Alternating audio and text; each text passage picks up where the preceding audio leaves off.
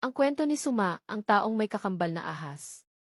Isang alamat mula sa sinaunang kabundukan ng Pilipinas. Noong unang panahon, sa isang liblib na baryo sa gilid ng kabundukan, may isang nilalang na tinatawag na Suma. Siya ay kakaiba at misteryoso. Siya ay may makisig na katawan, may maamong mukha, matalas na mata at malambing na tinig. Ngunit sa kabila ng angking kakisigan, siya ay may itinatagong lihim ang pagkakaroon ng kakambal na ahas. Si Suma ay isinilang sa isang gabi ng malakas na kulog at kidlat.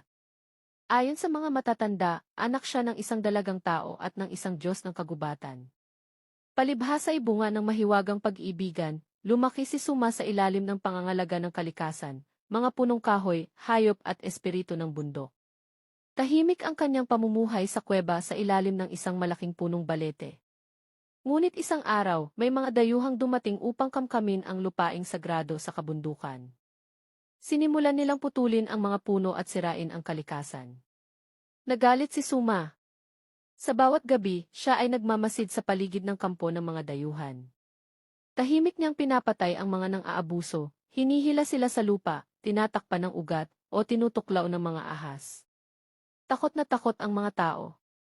Tinawag nila siyang itaong ahas, at ikinuwento sa isa't isa ang kanyang mababangis na mata, sumisigaw ng nakakatakot na tunog, at ang malamig niyang hininga na parang ihip ng kamatayan.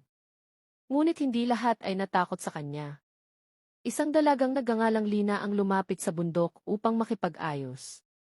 Nagtagpo ang kanilang mga mata, si Lina, puno ng tapang at kabutihan, si Suma, isang nilalang na bihag ng kanyang lihim. Nagsalita si Lina, hindi ka halimaw, Suma. Isa kang tagapangalaga. Nang gabing iyon, hindi na umatake si Suma. Sa halip, hiniling niya sa mga espiritu ng bundok na iligtas ang lugar.